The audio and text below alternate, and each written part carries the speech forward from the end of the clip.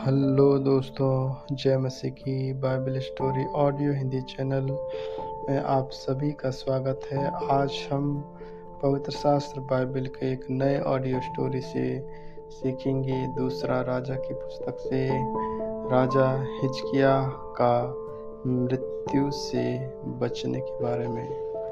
Hallelujah. उन दिनों में हिजकिय्याह ऐसी रोगी हुआ कि मरने पर था, और आमोस के पुत्र यशायाह भविष्यद्वक्ता ने उसके पास जाकर कहा, यहोवा यूं कहता है कि अपने घराने के विषय जो आज्ञा देनी हो वह दे, क्योंकि तू नहीं बचेगा, मर जाएगा। तब उसने दीवार की ओर मुँह फेर यहोवा से प्रार्थना करके कहा, हे यहोवा, मैं विनती करता हूँ, स्मरण कर कि मैं सच्चाई और खरे मन से अपने को तेरे सम्मुख जानकर चलता आया हूँ, और जो तुझे अच्छा लगता है वही मैं करता आया हूँ। तब हिजकिय्याह फूट फूट कर रोया। तब ऐसा हुआ कि यशायाह आंगन के बीच तक जाने भी ना पाया था कि यहोवा का यह वचन उसके पास पहुंचा, लौटकर मेरी प्रजा के प्रधान हिजकिय्याह से कह कि तेरे मूल पुरुष दाऊद का परमेश्वर यहोवा यूं कहता है कि मैंने तेरी प्रार्थना सुनी और तेरे आंसू देखे हैं। देख, मैं तुझे चंगा करता हूँ। परसों तू यहोवा के भवन में जा सकेगा। मैं तेरी आयु 15 वर्ष और बढ़ा दूंगा, और अश्शूर के राजा के हाथ से तुझे और इस नगर को बचाऊंगा, और मैं अपने निर्मित और अपने दास दाऊद के निर्मित इस नगर की रक्षा करूंगा।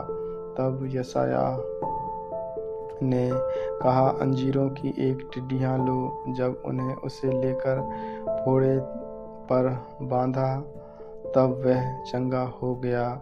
हिजकिय्याह ने यशायाह से पूछा, यहोवा जो मुझे चंगा करेगा और मैं परसों यहोवा के भवन को जा सकूंगा, इसका क्या चिन्ह होगा? यशायाह ने कहा, यहोवा जो अपने कहे हुए वचनों को पूरा करेगा। इस बात का यहोवा की ओर से तेरे लिए यह चिन्ह होगा कि धूप घड़ी की छाया 10 अंश आगे बढ़ आएगी या 10 अंश घट जाएगी। हिजकिय्याह ने कहा, छाया का 10 अंश आगे बढ़ना तो हल्की बात है, इसलिए ऐसा हो कि छाया 10 अंश पीछे लौट जाए।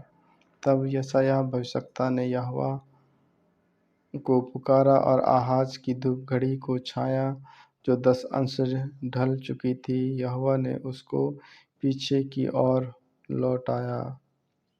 हालेलुया। बेबीलोन के दूतों का आगमन।